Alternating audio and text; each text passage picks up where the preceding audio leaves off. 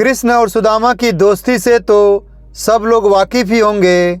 अगर किसी को कभी दोस्ती की मिसाल देनी हो तो सबसे पहला नाम कृष्ण सुदामा का ही आता है। कृष्ण का जन्म एक संपन्न परिवार में हुआ था और वहीं सुदामा एक गरीब ब्राह्मण थे। दोनों में ज़मीन आसमान का फ़र्क हुआ करता था, लेकिन फिर भी दोनों की दोस्ती की मिसालें आज भी दी जाती है। शास्त्रों में कहा गया है कि सुदामा भी एक समय में बहुत अमीर हुआ करते थे। लेकिन क्या आप जानते हैं कि सुदामा गरीब कैसे हुए? क्या थी इसके पीछे की वजह? तो चलिए आज हम जानते हैं इसके पीछे की एक पौराणिक कथा के बारे में। पौराणिक कथा के अनुसार एक ब्राह्मणी थी जो बहुत ही गरीब निर्धन थी। वह भिक्षा मांगकर जीवन व्यतीत करती थी। एक बार की बात है, 5 दिन तक उसे भिक्षा नहीं मिली। वह प्रतिदिन पानी पीकर भगवान का नाम लेकर सो जाती थी। 6वें दिन उसे भिक्षा में 2 मुट्ठी चना मिले। उसे कुटिया पर पहुँचते पहुँचते रात हो गई। ब्राह्मणी ने सोचा कि अब ये चने रात में नहीं खाऊंगी, सुबह भगवान का भोग लगाकर फिर खाऊंगी। यह सोचकर ब्राह्मणी चनों को कपड़े में बांध कर रख दिया और वासुदेव का नाम जपते जपते सो गई। लेकिन कुछ समय बाद कुछ चोर चोरी करने के लिए उसकी कुटिया में आए। इधर उधर बहुत ढूंढा, चोरों को कुछ नहीं मिला, लेकिन वे चनों की बधी पोटली चुरा कर ले गए, क्योंकि उनको उस पोटली में सोने के सिक्के लगे। इतने में ब्राह्मणी जाग गई और शोर मचाने लगी। गांव के लोग चोर को पकड़ने के लिए दौड़े।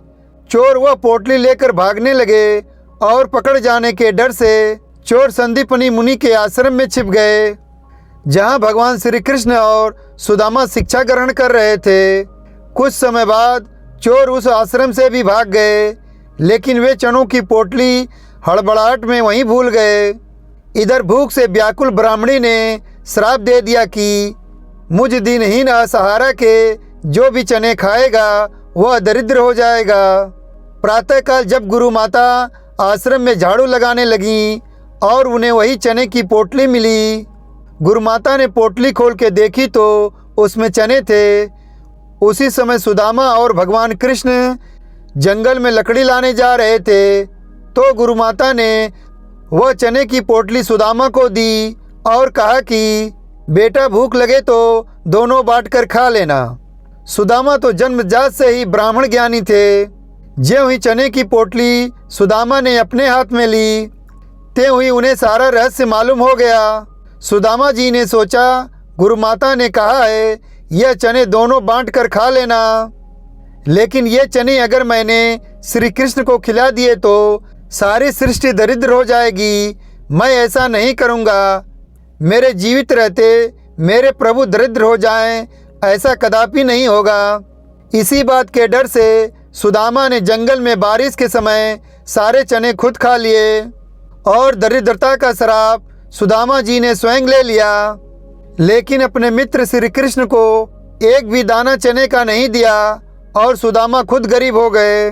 आश्रम से शिक्षा लेने के बाद श्री कृष्ण मथुरा आ गए और बाद में द्वारिका के राजा बनकर वहीं बस गए। सुदामा भी आश्रम से शिक्षा लेने के बाद अपने ग्राम अस्मावतीपुर, जो वर्तमान में पोरबंदर है, आ गए और भिक्षा मांगकर अपने परिवार का पालन पोषण करने लगे। कहा जाता है कि सुदामा एक दिन में सिर्फ 5 घर से ही भिक्षा मांगते थे। अगर इन घरों से कुछ मिल पाता तो परिवार का पेट भर जाता, वरना भूखे ही सोना पड़ता। सुदामा जी को एक वक्त का भोजन भी ठीक से प्राप्त नहीं हो पाता था। सुदामा जी 3-3 दिन तक अपनी पत्नी के साथ भूखे रहते थे, लेकिन कभी भी भगवान से शिकायत नहीं की। सुदामा जी की पत्नी का नाम सुशीला था। सुशीला का जैसा नाम वैसा ही प्रभाव भी था।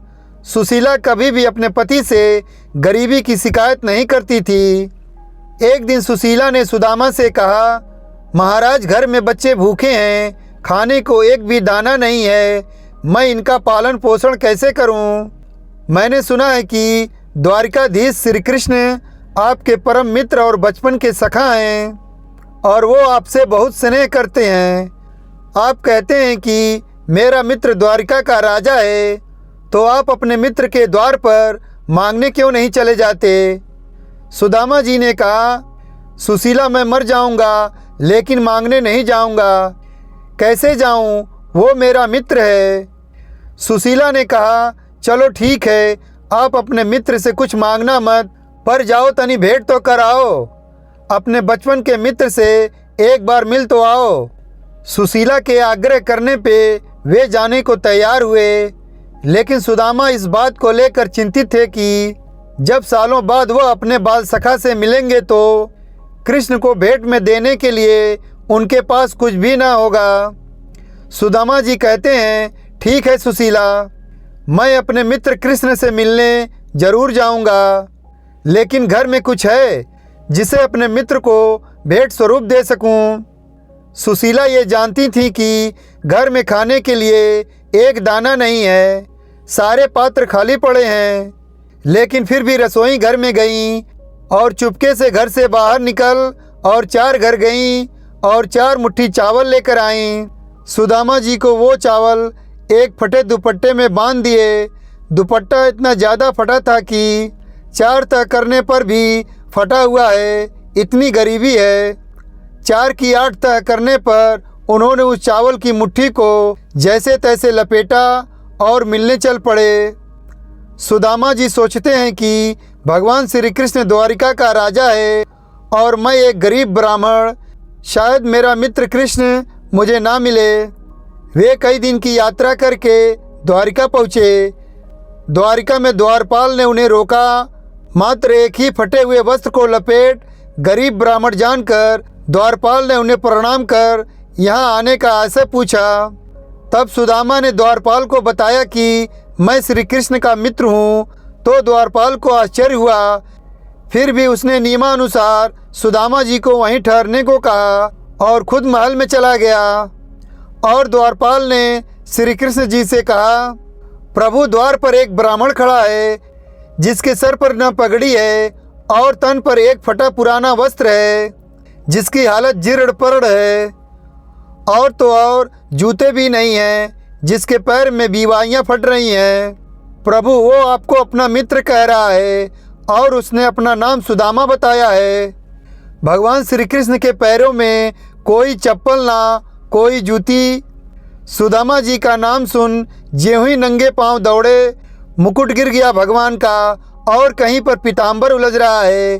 कृष्ण जी का मन सुदामा जी से मिलने के लिए बेचैन हो उठा। श्री कृष्ण जी बावरे होकर, मतवारे होकर खुशी के मारे भागे जा रहे हैं, दौड़ रहे हैं, गिर पड़ भी रहे हैं। भगवान को कोई होश नहीं। जब कृष्ण की ये दशा सभी रानियों ने, द्वारपालों ने देखी तो सब देखते ही रह गए। जैसे ही वहाँ द्वार पर पहुँचे तो सुदामा जी वहाँ नहीं थे। द्वारपालों से पूछा, मेरा मित्र सुदामा कहाँ है? द्वारपालों ने बताया कि अभी अभी सुदामा यहाँ से निकले हैं। भगवान दौड़े और उन्हें सुदामा दिखाई दिए। भगवान ने जोर से आवाज़ लगाई, सुदामा, सुदामा। जब सुदामा ने मुड़कर देखे तो देखते हैं कि कन्हैया नंगे पांव दौड़े चले आ रहे हैं। कृष्ण ने देखते ही सुदामा जी को अपने अंक में भर लिया और गले से लगा लिया। 2 मित्र सालों बाद एक राजा और गरीब ब्राह्मण के रूप में एक दूसरे से मिले, लेकिन उनके दिल में एक दूसरे के लिए असीम स्नेह था। भगवान रोए जा रहे हैं। रानियां यह दृश्य देख आश्चर्य में पड़ गईं कि ऐसा कौन सा मित्र आ गया है जिसको बलराम जी जितना सम्मान दिया जा रहा है। भगवान ने कहा, सुदामा, तुम्हें अब याद आई मेरी? सुदामा जी बोले, कृष्ण, याद तो बहुत आती थी पर तुमसे मिल नहीं पाया, मुझे माफ़ कर दो मित्र। भगवान सुदामा को अंदर महल में लेकर गए और जिस सिंहासन पर भगवान खुद बैठते हैं, आज उसी सिंहासन पर सुदामा जी को बिठाया और उनके पैरों को खुद अपने हाथ से धोने लगे। नंगे पैर होने के कारण सुदामा के पैरों में कांटे चुभे थे। भगवान श्री कृष्ण यह देख रोने लगे। कहते हैं कि प्रभु को उनके चरण धोने के लिए जल की आवश्यकता नहीं पड़ी। उनकी दीनता और दुर्बलता को देखकर उनकी आंखों से आंसुओं की धारा बहने लगी।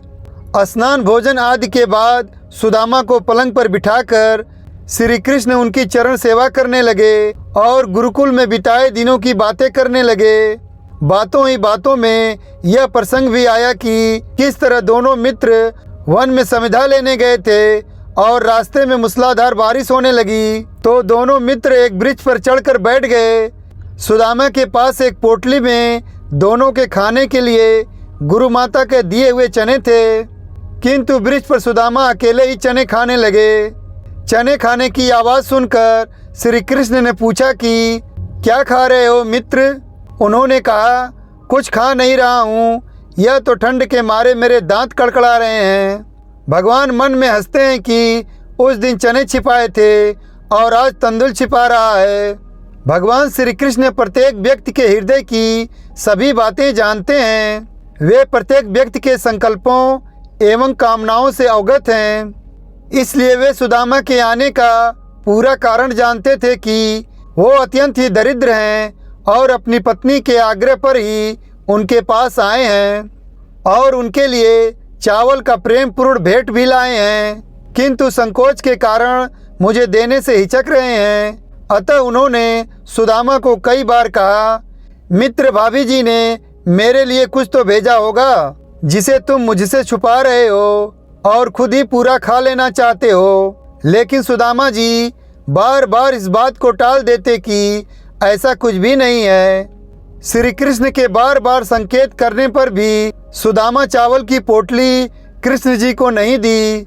इसलिए श्री कृष्ण ने मौका पाते ही सुदामा के कंधे पर लटक रही वो पोटली चुपके से छीन ली और उसे देखते हुए कहा, ये क्या है मित्र?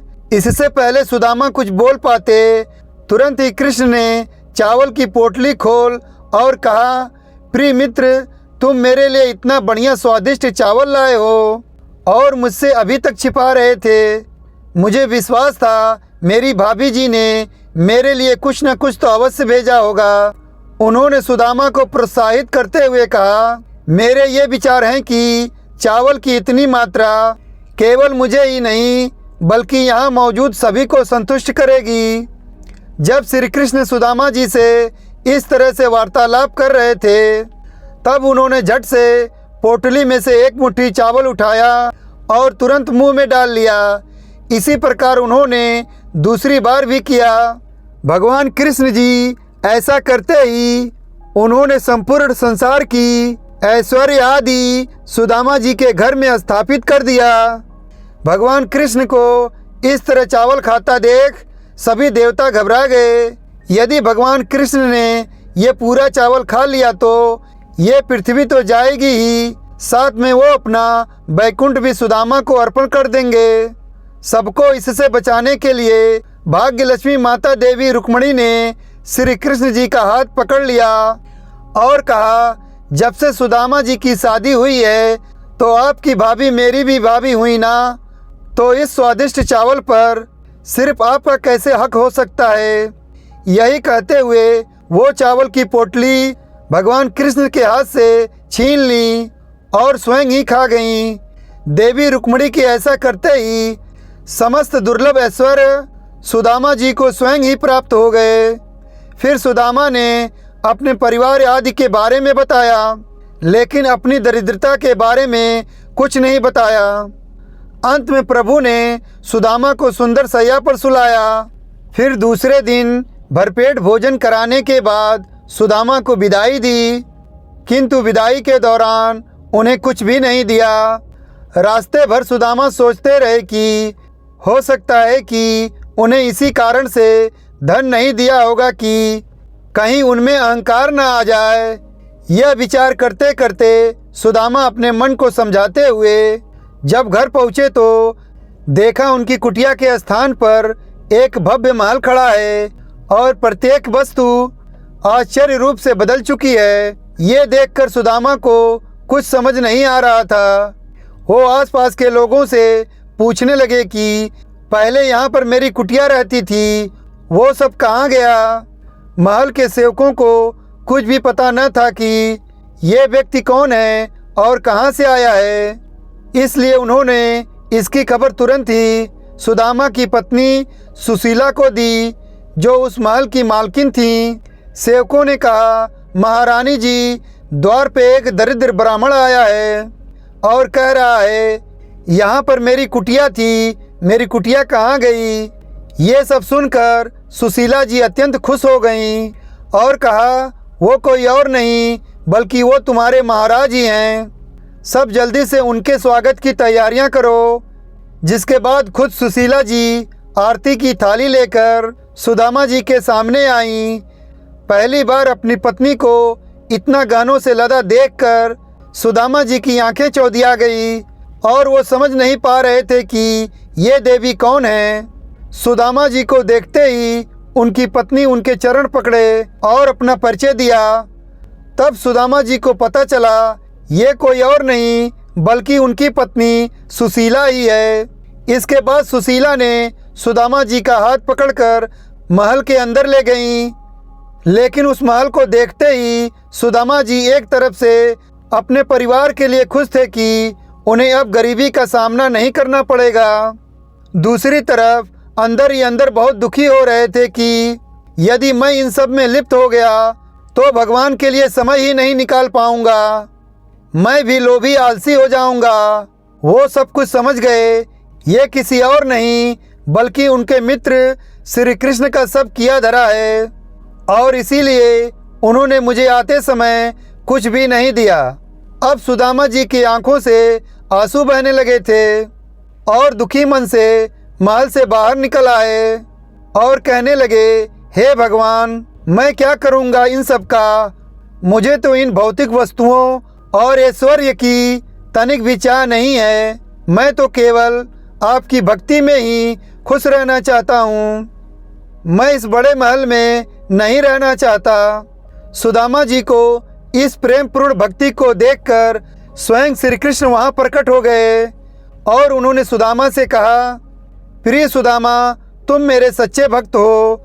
तुमने अपने जीवन में बहुत दरिद्रता गरीबी देखी है, लेकिन मैं चाहता हूँ कि अब तुम और बिल्कुल दुख ना सहो। मेरी इच्छा है कि आज से जब तक तुम्हारा जीवन शेष है तुम इस महल में निवास करो और मेरा ये वरदान है तुम्हें कि कभी यहाँ की मोह माया से लिप्त नहीं होगे और मृत्यु उपरांत तुम्हें परम धाम प्राप्त होगा। सुदामा की आंखों से आंसू निकल आया और वे सदा के लिए श्री कृष्ण की कृपा से अभिभूत होकर उनकी भक्ति में लग गए। तो दोस्तों, ये थी कहानी कृष्ण और सुदामा के दोस्ती की और भक्ति की। दोस्तों, अगर वीडियो अच्छी लगी हो तो लाइक कीजिएगा, शेयर कीजिएगा और चैनल को अभी तक सब्सक्राइब नहीं किया है तो चैनल को सब्सक्राइब कीजिएगा। और वीडियो देखने के लिए धन्यवाद।